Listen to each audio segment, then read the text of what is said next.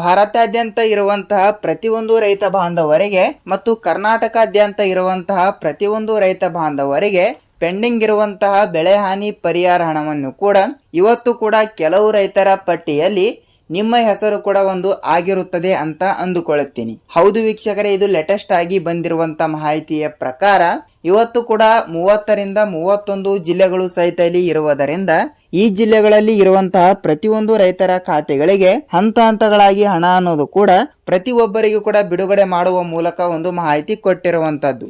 ಹೌದು, ರೈತರಿಗೆ ಇಲ್ಲಿ ಪ್ರಧಾನಮಂತ್ರಿ ಕಿಸಾನ್ ಸನ್ಮಾನ್ ಯೋಜನೆ ಹಣವನ್ನು ಕೂಡ ಕೆಲವರಿಗೆ ಬಿಡುಗಡೆ ಆಗಿರುವ ಒಂದು ಮಾಹಿತಿಯನ್ನು ನಾನು ನಿನ್ನೆ ಒಂದು ವಿಡಿಯೋದಲ್ಲಿ ಕೂಡ ತಿಳಿಸಿರುವೆ.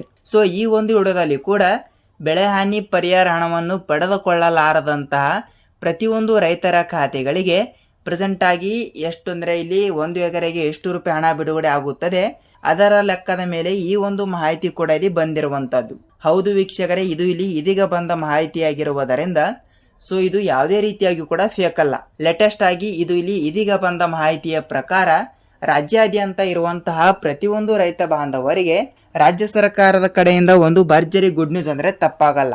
ಹೌದು ವೀಕ್ಷಕರೇ, ಏನು ಭರ್ಜರಿ ಗುಡ್ ನ್ಯೂಸ್ ಏನಿಲ್ಲ, ಏನು ಸುದ್ದಿ ಮತ್ತು ಸತತವಾಗಿ ಹಣ ಅನ್ನೋದು ಕೂಡ ಯಾವಾಗ ಬಿಡುಗಡೆ ಆಗುತ್ತದೆ ಯಾವಾಗ ಇಲ್ಲ ಅಂತ ನಾವು ಈ ಒಂದು ವಿಡಿಯೋದಲ್ಲಿ ಮಾಹಿತಿಯನ್ನು ತಿಳಿದುಕೊಳ್ಳುತ್ತಾ ಹೋಗೋಣ. ಜೊತೆಗೆ ನೇರವಾಗಿ ಹಣ ಅನ್ನೋದು ಕೂಡ ಪ್ರತಿಯೊಬ್ಬರಿಗೂ ಕೂಡ ಬಿಡುಗಡೆ ಆಗಬೇಕಾದರೆ ಈ ಒಂದು 2 ರೂಲ್ಸ್ಗಳನ್ನು ಕೂಡ ನೀವು ತಪ್ಪದೆ ಪಾಲಿಸಬೇಕು. ಹೌದು, ಯಾವ ರೂಲ್ಸ್ಗಳು ಅಂತ ಅದನ್ನು ಕೂಡ ತಿಳಿದುಕೊಳ್ಳುತ್ತಾ ಹೋಗೋಣ. ಜೊತೆಗೆ ಪ್ರೆಸೆಂಟ್ ಆಗಿ ನಿಮ್ಮ ಜಿಲ್ಲೆನೂ ಕೂಡ ಯಾವುದು ಅಂತ ನೀವು ನಮಗೆ ತಪ್ಪದೆ ತಿಳಿಸಬೇಕು.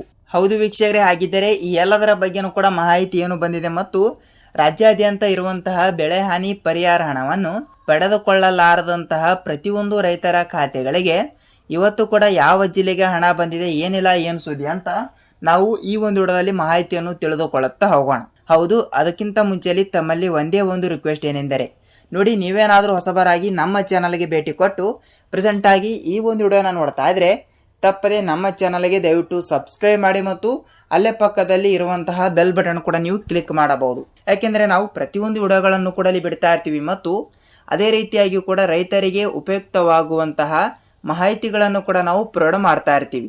ಹೌದು ವೀಕ್ಷಕರೇ, ಹಂತ ಹಂತಗಳಾಗಿ ಹಣ ಅನ್ನೋದು ಕೂಡ ಪ್ರತಿಯೊಬ್ಬರಿಗೂ ಕೂಡ ಬಿಡುಗಡೆ ಆಗ್ತಾ ಇರುವುದರಿಂದ ಬೆಳೆ ಹಾನಿ ಪರಿಹಾರ ಹಣವನ್ನು ಪಡೆದುಕೊಳ್ಳುತ್ತಿರುವಂತಹ ಪ್ರತಿಯೊಬ್ಬರಿಗೂ ಕೂಡ ರಾಜ್ಯ ಸರ್ಕಾರದ ಕಡೆಯಿಂದ ಇಲ್ಲಿ ಬೆಳೆ ಹಾನಿ ಪರಿಹಾರ ಹಣವನ್ನು ಪೆಂಡಿಂಗ್ ಇರುವಂತಹ ಪ್ರತಿಯೊಂದು ಹಣವನ್ನು ಕೂಡ ಈಗಾಗಲೇ ಬಿಡುಗಡೆ ಮಾಡುವ ಮೂಲಕ ಒಂದು ಮಾಹಿತಿ ಕೊಟ್ಟಿರುವುದರಿಂದ ಏನೆಲ್ಲ ಮಾಹಿತಿ ಕೊಟ್ಟಿದ್ದಾರೆ ಮತ್ತು ಅದೇ ರೀತಿಯಾಗಿ ಕೂಡ ಕಂದಾಯ ಇಲಾಖೆಯ ಸಚಿವರಾಗಿರುವ ಕೃಷ್ಣ ಬೈರೇಗೌಡ ಸರ್ ಅವರು ಕೂಡ ಇಲ್ಲಿ ಪ್ರೆಸೆಂಟ್ ಆಗಿ ಅವರು ಕೂಡ ಏನು ಮಾಹಿತಿ ಕೊಟ್ಟಿದ್ದಾರೆ ಅಂತ, ಜೊತೆಗೆ ರಾಜ್ಯದ ಮುಖ್ಯಮಂತ್ರಿ ಆಗಿರುವ ಡಿ.ಕೆ. ಶಿವಕುಮಾರ್ ಸರ್ ಅವರು ಕೂಡ ಅವರು ಕೂಡ ಪ್ರೆಸೆಂಟ್ ಆಗಿ ಏನು ಮಾಹಿತಿ ಕೊಟ್ಟಿದ್ದಾರೆ ಏನಿಲ್ಲ ಏನು ಸುದ್ದಿ ಅಂತ.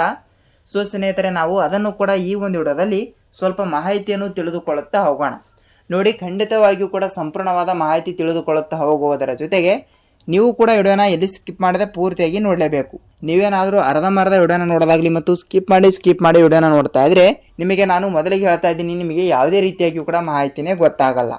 ಹಾಗಿದ್ರೆ ಬನ್ನಿ ವೀಕ್ಷಕರೇ, ತಡಕ್ಕೆ let's begin start the video. ಹೌದು, ರೈತರಿಗೆ ನೋಡಿ ವೀಕ್ಷಕರೇ, ಈಗಾಗಲೇ ಪ್ರತಿಯೊಂದು ಎಕರೆಗೆ 8ರಿಂದ 15 ಸಾವಿರ ರೂಪಾಯಿ ಹಣವನ್ನು ಬೆಳೆ ಹಾನಿ ಪರಿಹಾರ ಹಣವನ್ನು ಬಿಡುಗಡೆ ಮಾಡಿರುವ ಸರ್ಕಾರ ಈಗಾಗಲೇ 2025-26ನೇ ಸಾಲಿನ ಹಣವನ್ನೇ ಇಲ್ಲಿ ಇನ್ನೂ ತನಕ ಬಿಡುಗಡೆನೇ ಆಗಿಲ್ಲ.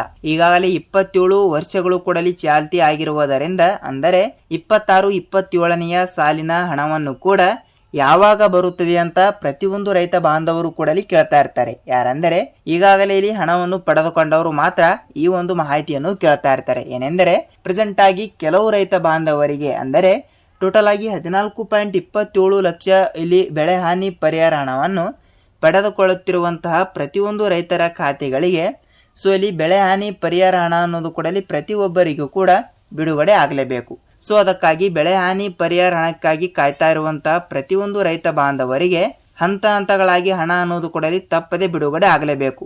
ನೇರವಾಗಿ ಹಣ ಅನ್ನೋದು ಕೂಡ ಯಾವಾಗ ಬಿಡುಗಡೆ ಆಗುತ್ತದೆ ಮತ್ತು ಪ್ರತಿಯೊಂದು ಎಕರೆಗೆ 8ರಿಂದ 15 ಸಾವಿರ ರೂಪಾಯಿ ಹಣ ಆಗಲಿ ಮತ್ತು ಪ್ರತಿಯೊಂದು ಹೆಕ್ಟರ್ಗೆ 30ರಿಂದ 35 ಅಥವಾ 36 ಸಾವಿರ ರೂಪಾಯಿ ಹಣವನ್ನು ಕೂಡ ಇನ್ನೂ ತನಕ ಇಲ್ಲಿ ಬಿಡುಗಡೆನೇ ಆಗಿಲ್ಲ ವೀಕ್ಷಕರೇ. ಕೆಲವರಿಗೆ ಬಿಡುಗಡೆ ಆಗಿದೆ, ಅದು ಓಕೆ.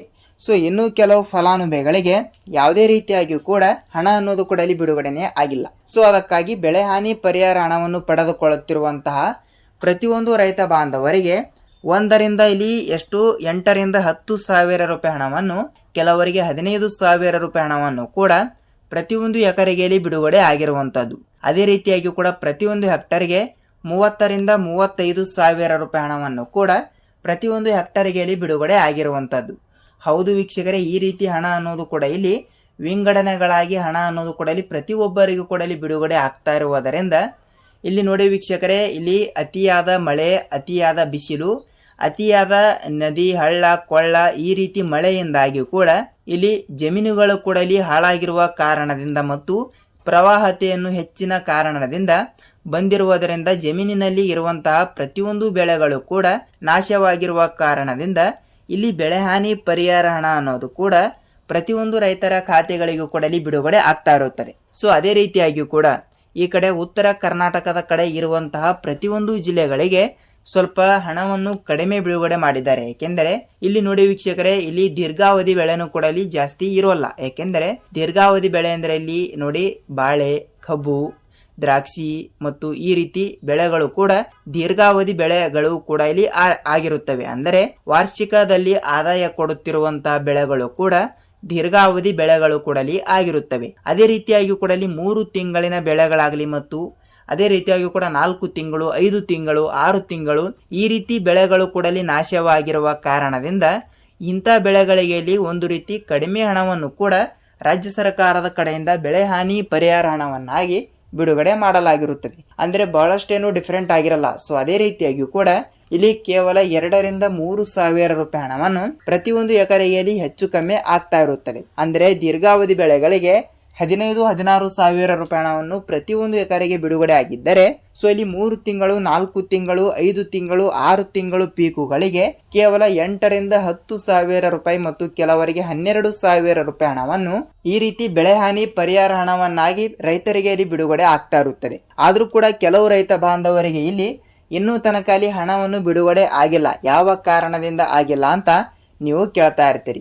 ಹೌದು ವೀಕ್ಷಕರೇ, ಅದಕ್ಕೆ ಮುಖ್ಯ ಕಾರಣ ಏನು ಅಂದರೆ ನೀವು ನಿಮ್ಮ ತಾಲೂಕಿನಲ್ಲಿ ಇರುವಂತಹ ರೈತ ಸಂಪರ್ಕ ಕೇಂದ್ರ ಇಲ್ಲವಾದರೆ ಕೃಷಿ ಇಲಾಖೆ, ಹೌದು ತಪ್ಪದೆ ಈ ಎರಡರಲ್ಲಿ ಒಂದು ಕಚೇರಿಗೆ ನೀವು ಒಂದು ಸಲ ಭೇಟಿ ಕೊಟ್ಬಿಟ್ಟು ತಪ್ಪದೆ FID ಕೂಡ ಮಾಡಿಸಿದ್ದೀರಾ ಇಲ್ವಾ ಅಂತ ಒಂದು ಸಲ ನೀವು ತಪ್ಪದೆ ಪರಿಶೀಲಿಸಿ. ಹೌದು ವೀಕ್ಷಕರೇ, FID is the very very important, ಅಂದ್ರೆ ತಪ್ಪಾಗಲ್ಲ. ಖಂಡಿತವಾಗಿಯೂ ಕೂಡ ಪ್ರತಿಯೊಂದು ರೈತ ಬಾಂಧವರು ಕೂಡ ತಪ್ಪದೆ FID ಕೂಡ ತಪ್ಪದೆ ಮಾಡಿಸಿದರೆ ನಿಮ್ಮ ಖಾತೆಗಳಿಗೆ ನೇರವಾಗಿ ಹಣ ಅನ್ನೋದು ಕೂಡ ಇಲ್ಲಿ ಬಿಡುಗಡೆ ಆಗ್ತಾ ಇರುತ್ತದೆ.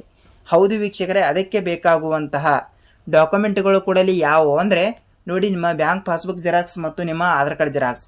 ಸೊ ಈ 2 ಡಾಕ್ಯುಮೆಂಟ್ಗಳನ್ನು ಕೂಡ ತೆಗೆದುಕೊಂಡು ತಪ್ಪದೆ ನೀವು FID ಕೂಡ ತಪ್ಪದೆ ಮಾಡಿಸಬೇಕು. ಖಂಡಿತವಾಗಿಯೂ ಕೂಡ ಪ್ರತಿಯೊಬ್ಬರು ಕೂಡ ಈ ಒಂದು ಚಿಕ್ಕ ಕೆಲಸ ಪ್ರತಿಯೊಬ್ಬರು ಕೂಡ ಮಾಡುತ್ತೀರಿ ಅಂತ ಅಂದುಕೊಳ್ಳುತ್ತೀನಿ. ಖಂಡಿತವಾಗಿಯೂ ಕೂಡ ತಪ್ಪದೆ ಎಲ್ಲರೂ ಕೂಡ ತಪ್ಪದೆ ಈ ಒಂದು ಚಿಕ್ಕ ಕೆಲಸ ಪ್ರತಿಯೊಬ್ಬರು ಕೂಡ ತಪ್ಪದೆ ಮಾಡಿದರೆ ನಿಮಗೆ ನೇರವಾಗಿ ಬೆಳೆ ಹಾನಿ ಪರಿಹಾರ ಹಣ ಅನ್ನೋದು ಕೂಡ ತಪ್ಪದೆ ಬಿಡುಗಡೆ ಆಗ್ತಾ ಇರುತ್ತದೆ. ಹೌದು ವೀಕ್ಷಕರೇ, ಇದಾಗಿತ್ತು ಬೆಳೆ ಹಾನಿ ಪರಿಹಾರ ಹಣಕ್ಕಾಗಿ ಕಾಯ್ತಾ ಇರುವಂತಹ ಪ್ರತಿಯೊಂದು ರೈತ ಬಾಂಧವರಿಗೆ ತಿಳಿಸಿಕೊಡುತ್ತಿರುವಂತಹ ಒಂದು ಮಾಹಿತಿಯ ಪ್ರಕಾರ ಇದಾಗಿರುವಂಥದ್ದು. ಹಾಗಿದ್ರೆ ಇಲ್ಲಿ ಪ್ರೆಸೆಂಟ್ ಆಗಿ ಯಾವ ಜಿಲ್ಲೆಗಳಿಗೆ ಹಣ ಬಿಡುಗಡೆ ಮಾಡಿದ್ದಾರೆ ಅಂತ ನೀವು ಕೇಳ್ತಾ ಇರ್ತೀರಿ. ಹೌದು ರೈತರೇ, ಪ್ರತಿಯೊಂದು ಜಿಲ್ಲೆಗಳು ಸಹಿತ ಇಲ್ಲಿ ಕೊಟ್ಟಿರುವುದರಿಂದ ಸೊ ಈ ಕಡೆ ಉತ್ತರ ಕರ್ನಾಟಕದ ಕಡೆ ಇರುವಂತಹ ಜಿಲ್ಲೆಗಳಾಗಲಿ ಮತ್ತು ದಕ್ಷಿಣ ಕರ್ನಾಟಕದ ಕಡೆನೂ ಕೂಡ ಇರುವಂತಹ ಪ್ರತಿಯೊಂದು ಜಿಲ್ಲೆಗಳಿಗೂ ಕೂಡ ನೇರವಾಗಿ ಹಣ ಅನ್ನೋದು ಕೂಡ ಇಲ್ಲಿ ತಪ್ಪದೆ ಬಿಡುಗಡೆ ಆಗ್ತಾ ಇರುತ್ತದೆ. ಹೌದು ವೀಕ್ಷಕರಲ್ಲಿ, ಹಂತ ಹಂತಗಳಾಗಿ ಪ್ರತಿಯೊಂದು ಜಿಲ್ಲೆಗಳಿಗೂ ಕೂಡ ನೇರವಾಗಿ ಹಣ ಅನ್ನೋದು ಕೂಡ ಇಲ್ಲಿ ಪ್ರತಿಯೊಬ್ಬರಿಗೂ ಕೂಡ ಇಲ್ಲಿ ಬಿಡುಗಡೆ ಆಗ್ತಾ ಇರುವುದರಿಂದ ಇಲ್ಲಿ ಪ್ರೆಸೆಂಟ್ ಆಗಿ ಒಂದಿಷ್ಟು ಜಿಲ್ಲೆಗಳು ಸಹಿತ ಇಲ್ಲಿ ಕೊಟ್ಟಿರುವಂಥದ್ದು. ಹೌದು, ಬನ್ನಿ ಜಿಲ್ಲೆಗಳ ಬಗ್ಗೆನೂ ಕೂಡ ಸ್ವಲ್ಪ ಮಾಹಿತಿಯನ್ನು ತಿಳಿದುಕೊಳ್ಳುತ್ತಾ ಹೋಗೋಣ. ನೋಡಿ, ಜಿಲ್ಲೆಗಳು ಸಹಿತ ಇಲ್ಲಿ ಕೊಟ್ಟಿರುವುದರಿಂದ ಹಾಸನ ಜಿಲ್ಲೆ, ಬಳ್ಳಾರಿ ಜಿಲ್ಲೆ, ಕಲಬುರಗಿ ಜಿಲ್ಲೆ, ಬೀದರ್ ಜಿಲ್ಲೆ, ಬೆಳಗಾವಿ ಜಿಲ್ಲೆ, ಧಾರವಾಡ ಜಿಲ್ಲೆ, ದಾವಣಗೆರೆ ಜಿಲ್ಲೆ, ಮೈಸೂರು ಜಿಲ್ಲೆ, ಮಂಡ್ಯ ಜಿಲ್ಲೆ, ಮಂಗಳೂರು ಜಿಲ್ಲೆ, ಹಾಸನ ಜಿಲ್ಲೆ, ರಾಮನಗರ ಜಿಲ್ಲೆ, ಬಳ್ಳಾರಿ ಜಿಲ್ಲೆ, ವಿಜಯಪುರ ಜಿಲ್ಲೆ, ಬೀದರ್ ಜಿಲ್ಲೆ, ಬಾಗಲಕೋಟೆ ಜಿಲ್ಲೆ, ಚಿತ್ರದುರ್ಗ ಜಿಲ್ಲೆ, ತುಮಕೂರು ಜಿಲ್ಲೆ ಮತ್ತು ಚಿಕ್ಕಬಳ್ಳಾಪುರ, ಚಾಮರಾಜನಗರ, ಬೆಂಗಳೂರು ಗ್ರಾಮಾಂತರ ಮತ್ತು ಗದಗ ಜಿಲ್ಲೆ ವೀಕ್ಷಕರೇ. ಹೌದು, ಟೋಟಲ್ ಆಗಿ 18-19 ಜಿಲ್ಲೆಗಳು ಸಹಿತ ಇಲ್ಲಿ ಕೊಟ್ಟಿರುವುದರಿಂದ ಈ ಜಿಲ್ಲೆಗಳಲ್ಲಿ ಇರುವಂತಹ ಪ್ರತಿಯೊಂದು ರೈತರ ಖಾತೆಗಳಿಗೆ ಬೆಳೆ ಹಾನಿ ಪರಿಹಾರ ಹಣವನ್ನು ಪಡೆದುಕೊಳ್ಳಲಾರದಂತಹ ರೈತರಿಗೆ ಮಾತ್ರ ನೇರವಾಗಿ ಹಣ ಅನ್ನೋದು ಕೂಡ ಪ್ರತಿಯೊಬ್ಬರಿಗೂ ಕೂಡ ಬಿಡುಗಡೆ ಆಗಿರುವಂಥದ್ದು. ಹೌದು, ನೇರವಾಗಿ ಈ ರೀತಿ ಹಣ ಅನ್ನೋದು ಕೂಡ ಪ್ರತಿಯೊಬ್ಬರಿಗೂ ಕೂಡ ಬಿಡುಗಡೆ ಆಗ್ತಾ ಇರುವುದರಿಂದ ನಿಮ್ಮ ಜಿಲ್ಲೆನೂ ಕೂಡ ಯಾವುದು ಅಂತ ನೀವು ನಮಗೆ ತಪ್ಪದೆ ತಿಳಿಸಬೇಕು. ಹೌದು ವೀಕ್ಷಕರೇ, ಇದಾಗಿತ್ತು ಈ ದಿನದ ಮಾಹಿತಿ. ಈ ಒಂದು ವಿಡಿಯೋದ ಬಗ್ಗೆ ನಿಮಗೆ ಏನೇ ಡೌಟ್ ಇದ್ದರೂ ಕೂಡ ನೀವು ನಮಗೆ ತಪ್ಪದೆ ತಿಳಿಸಿ.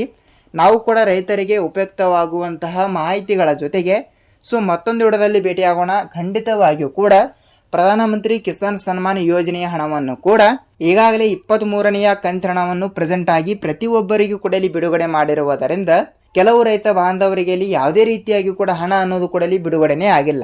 ಹೌದು, ಯಾವ ಕಾರಣದಿಂದ ಬಿಡುಗಡೆ ಆಗಿಲ್ಲ ಅಂತ ನಾನು ನೆಕ್ಸ್ಟ್ ವಿಡಿಯೋದಲ್ಲಿ ಮಾಹಿತಿಯನ್ನು ಕೂಡ ಸಂಪೂರ್ಣವಾಗಿ ತಿಳಿಸ್ಕೊಡ್ತೀನಿ ವೀಕ್ಷಕರೇ.